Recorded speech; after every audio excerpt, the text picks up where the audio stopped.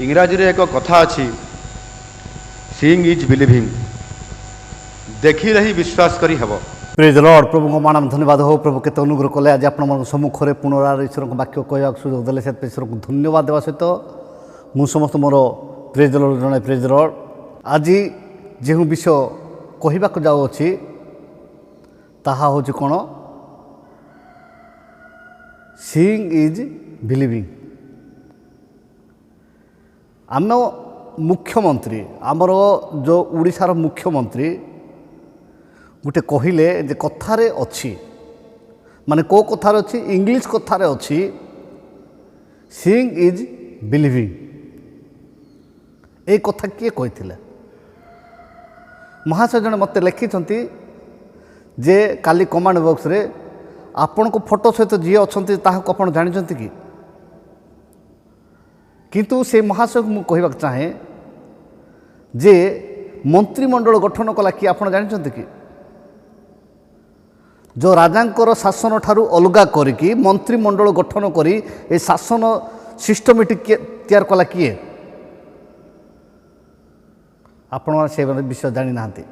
जितेबले इस्राएल लोक मान नहीं आसिले मोसा आसला द्वितीय विवरणी आप जदि माने प्रथम अध्याय आप पढ़े ताहले सेठी आप से जिन पाइबे जे पंचपति दशपति शतपति करके तुम कौन कर नियुक्ति कर एवं जोटा हार्ड जोटा कि कष्ट साध्य सेटा मो निकट को आण मु विचार करी बोल कि से मोसा सेटा माने पंचायत राज तैयार कले जहाँकि एबे मंत्रिमंडल है।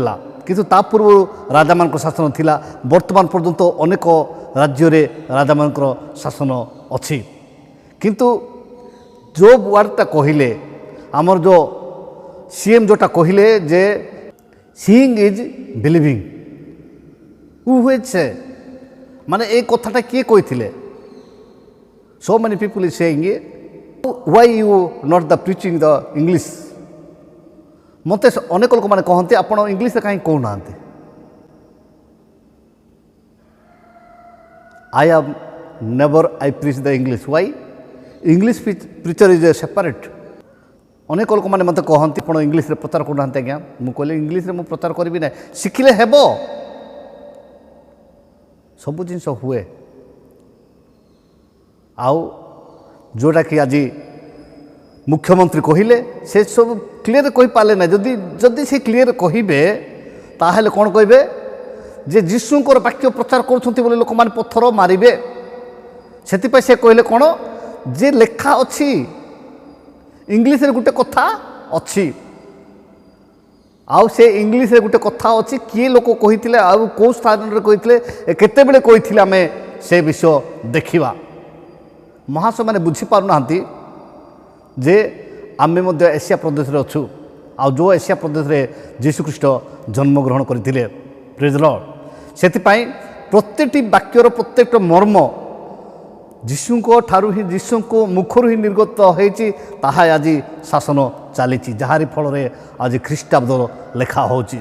आपण माने मन रखा पड़ो जे ख्रीष्टाब्द चली माने ख्रीष्ट राज्य चली, आउ ख्रीष्टर वाक्य ही सब जगार प्रचारित होची। आज भी जे कि उड़ीसार मुख्यमंत्री जे कहले जे seeing is believing, who is से किए कही जेतेबेले जीशुख्रीष्टर 12 जन शिष्य मध्यरु इस्कारित यहूदा चलीगला आ जड़े चलीगले 11 जन शिष्य अच्छा से मध्यरु 10 जन अच्छा से स्थान में जीशुकर देखाला एवं दर्शन देले। आ जिते दर्शन देले से थमा नामक जीशुकर शिष्य से जगार नथिले। जेतेबेले नथिले आउ यही जो ईश्वर को लोक माने जो मैंने देखी जो मैंने जो शिष्य माने माने खुशी रे जिते थमा को कहते से थमा कहते आम जोहन जदि आम देखू जोहन 20 अध्याय 24 पदरू 29 पर्यंत जदि आम पढ़ा ताहले एथिर आम उत्तर पाई परिबा। आउ सेते बेलकू से कही अर्थात थमा कही तांको शिष्य मानक माने तांको सहित जो माने काम करथिला थिले से मानकू कही थिले सेटा 25 पद लिखाई मु कदापि विश्वास करी नाही, आई ନେଭର ବିଲିଭ୍ ମାନେ ମୁଁ ସମ୍ପୂର୍ଣ୍ଣ ଟୋଟାଲି ମୁଁ ବିଶ୍ୱାସ କରିବି ନାହିଁ। ଯେତେବେଳେ ତାଙ୍କର ହାତରେ କଣ୍ଟା ମରା ହେଇଥିବ ଏବଂ ମାନେ ଗୋଡ଼ରେ କଣ୍ଟା ମରା ହେଇଛି ଏବଂ କକ୍ଷ ଦେଶରେ ତାକୁ ଆଘାତ କରାହେଇଛି, ତା ସେ ପ୍ରକୃତ ମଲା କି ନାହିଁ, ତାର ପାଣି ନିଗାଡ଼ୁଛି କି ନାହିଁ, ଆଉ ଏବଂ ତାର ରକ୍ତ ଯେତେବେଳେ ରକ୍ତରେ ପ୍ରାଣୀର ପ୍ରାଣ ଥାଏ, ପ୍ରାଣ ଏବଂ ଆତ୍ମା ଯେତେବେଳେ ଚାଲିଯାଏ ଆଉ ସେଇ ରକ୍ତ କ'ଣ ମାନେ ପାଣି ନିଗାଡ଼ିବ। ଆଉ ଯେତେବେଳେ ଯୀଶୁ ବଞ୍ଚିଛନ୍ତି କି ଆଉ ନାହାନ୍ତି ବୋଲିକି ସେ ମାନେ ଯେତେବେଳେ ତାକୁ କକ୍ଷ ଦେଶରେ ଆଘାତ କଲେ ସେତେବେଳେ ସେ ପାଣି ନିର୍ଗତ ହେଲା। ତାପରେ ସେମାନେ ତାହାକୁ ଆଣିଲେ ସେଇ ଜିନିଷ ସେ ଚିହ୍ନକୁ ସେ କହିଲେ ମୁଁ ଯେଉଁଟା ଯେଉଁ କକ୍ଷ ଦେଶରେ ଆଘାତ କରାହେଇଛି ଏବଂ ମାନେ ହାତ ଓ ତ ପାଦ ନ ଦେଖିଲେ ମୁଁ ବିଶ୍ୱାସ କରିବି ନାହିଁ। ସେ ବିଷୟ କହିଲେ ଆମେ ଦେଖୁଛୁ ଯେ 20 ଅଧ୍ୟାୟ 25 ପଦର ଲାଷ୍ଟରେ ଆମେ ମାନେ ଦେଖିବାକୁ ପାଉଛୁ।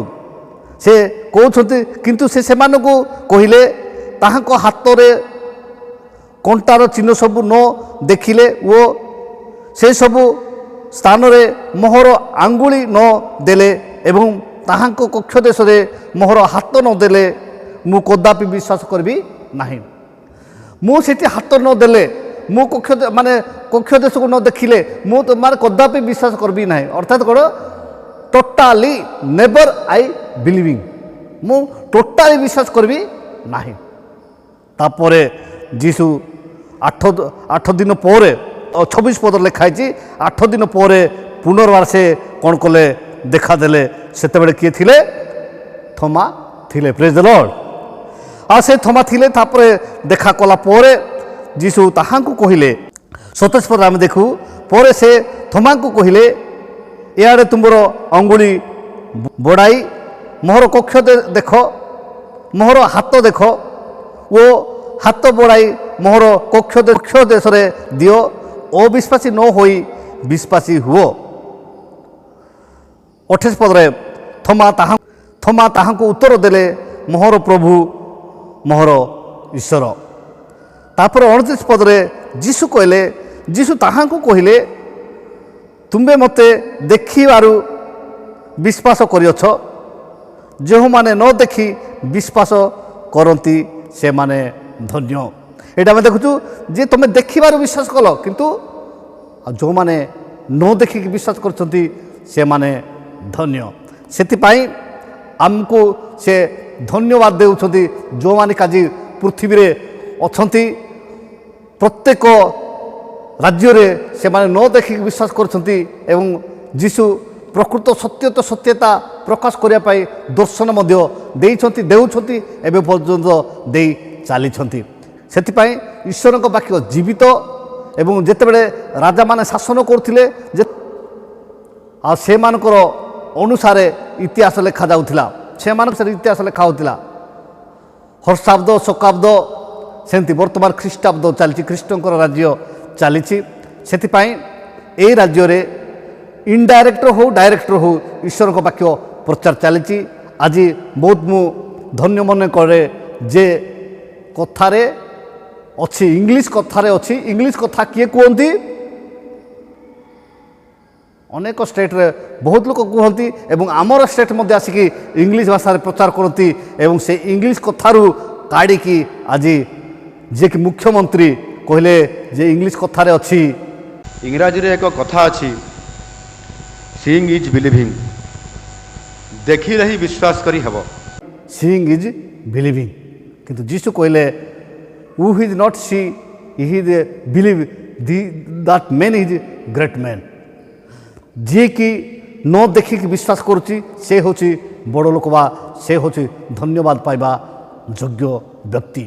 ସେଥିପାଇଁ ଆଜି ପୃଥିବୀ ପୃଷ୍ଠରେ ଯେତେ ଲୋକ ଅଛନ୍ତି ଯେଉଁମାନେ ନ ଦେଖିକି ବିଶ୍ୱାସ କରୁଛନ୍ତି ସେମାନଙ୍କ ପାଇଁ ଯୀଶୁ ପିତାଙ୍କ ନିକଟରେ କହୁଛନ୍ତି ସେ ମୋର ସନ୍ତାନ, ସେ ମୋର ସନ୍ତତି, ସେମାନଙ୍କୁ ତୁମେ ରକ୍ଷା କର ବୋଲିକି ତାହାଙ୍କଠାରେ ନିବେଦନ କରୁଛନ୍ତି ଏବଂ ସେ କହିଛନ୍ତି ମୁଁ ଗଲେ ତୁମକୁ ଅନାଥ କରିବି, ମୁଁ ଛାଡ଼ିବି ନାହିଁ। ମୁଁ ଗଲେ ପିତାଙ୍କୁ ଅନୁରୋଧ କରିବି, ସେ ପିତା ତୁମକୁ କ'ଣ କରିବେ? ପବିତ୍ରାତ୍ମା ପଠାଇବେ। ସେ ପବିତ୍ରାତ୍ମା ଆସିଲେ ତୁମକୁ କ'ଣ କରିବେ? ସମସ୍ତ ବିଷୟ ତୁମକୁ ସ୍ମରଣ କରାଇବେ। ଆଜି ଯେଉଁ ବିଷୟ ଯେ ମୁଖ୍ୟମନ୍ତ୍ରୀ କହିଲେ ଯେ ଏଇ କଥାରେ ଅଛି, ଇଂଲିଶ କଥାରେ ଅଛି। ଆଉ କିଏ କହିଥିଲେ কেউ জায়গায় কইলে কাহাকু কইলে এবং কাহা সহিত ডিসকসন হেলা বেলকু কাহা সহিত কথোপকথন কলা বেলকু এই কথাটা বাহারি সেটাও কহুনা ইংলিশ কথারে অছি উহেছে কে কইলে ନାହିଁ কিন্তু ସେ ଇଂଲିଶ କଥାଟା କହିଥିଲେ ଥମା କହିଥିଲେ ଆମେ ଯେଉଁ ଥମା କି ଭାରତରେ ଆସିକି ଆଉ ତାମିଲନାଡ଼ୁ ଷ୍ଟେଟ୍ରେ ସେ ମାନେ ତାହାକୁ ମାରି ଦିଆଗଲା ଆଉ ସେଇ ଥମା ଯେତେବେଳେ ସମ୍ପୂର୍ଣ୍ଣ ବିଶ୍ୱାସ କଲେ କେମିତି ଆସିଲେ କି ପ୍ରକାର ଆସିଲେ ଆମେ ଆମର କୌଣସି ବିଷୟ ସେଟା ବର୍ଣ୍ଣନା କରାଯାଇ ନାହିଁ କିନ୍ତୁ ସେ ତାମିଲନାଡ଼ୁ ଆସି ସେ ମାନେ ଏଇଠି ତାହାକୁ ମାରି ଦିଆଗଲା କିନ୍ତୁ ଲୋକମାନଙ୍କର ଚିନ୍ତା ଲୋକମାନଙ୍କ ଭାବନା ଲୋକମାନଙ୍କର କଳ୍ପନା ଲୋକମାନଙ୍କର